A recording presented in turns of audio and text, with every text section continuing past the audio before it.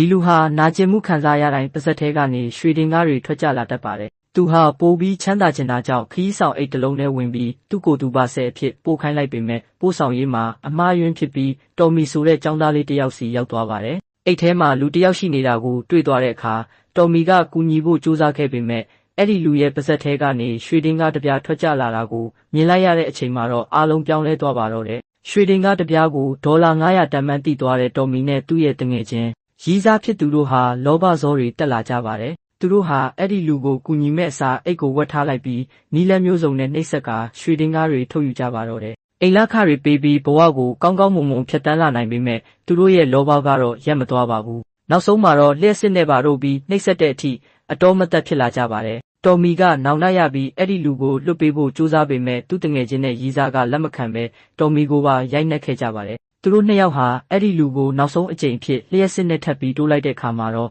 ထူးဆန်းစွာပဲအဲ့ဒီလူကရေမောလာပြီးမျက်လုံးတွေကရွှေရောင်လိုတောက်ပလာပါတယ်။ရုတ်တရက်မိကိုအမဲရောင်တွေထွက်လာပြီးအဲ့ဒီလူဟာမိစ္ဆာတကောင်ဖြစ်ပြောင်းလဲသွားပါတော့တယ်။သူတို့နှစ်ယောက်ဟာကြောက်လန့်တကြားနောင်တရခဲ့ပေမဲ့အချိန်နှောင်းသွားပါပြီ။မိစ္ဆာကြီးဟာအိတ်အလွတ်နှလုံးကိုပြင်လိုက်ပြီးလောဘကြီးသူနှစ်ယောက်ကိုအပြစ်ပေးလိုက်ပါတယ်